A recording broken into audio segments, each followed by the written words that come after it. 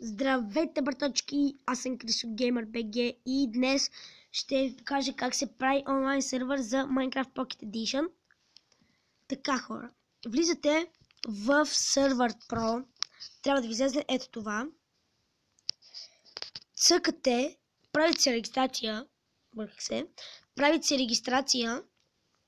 влизате в ABV почтата, активирате сервера и цъкате Get Your Server. След това влизате ето тук. Minecraft е за компютър, Minecraft Pocket Edition е за телефон. Цъкате на Minecraft Pocket Edition. Тук си пишете, ето тук пишете hostname, пишете например Крисо Геймър, ще напиша аз. После цъкате Европа. След това цъкате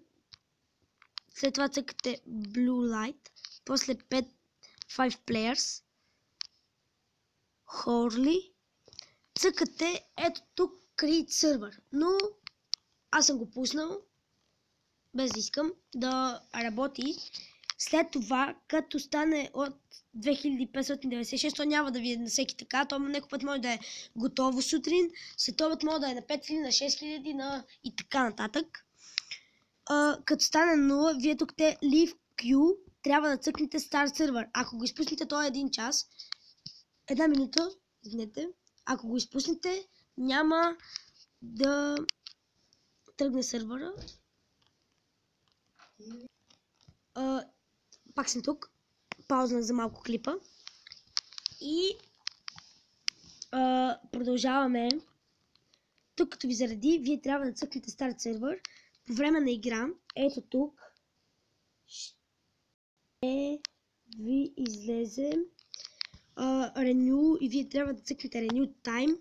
По време на играта, зависи, то е на 1 час.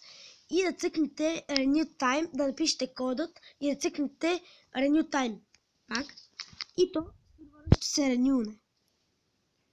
Да продължите да играете, иначе ако не го ренюнете, няма да можете да играете. И това беше от мен, хора. Ще направя още един клип, докато стане готово. И така.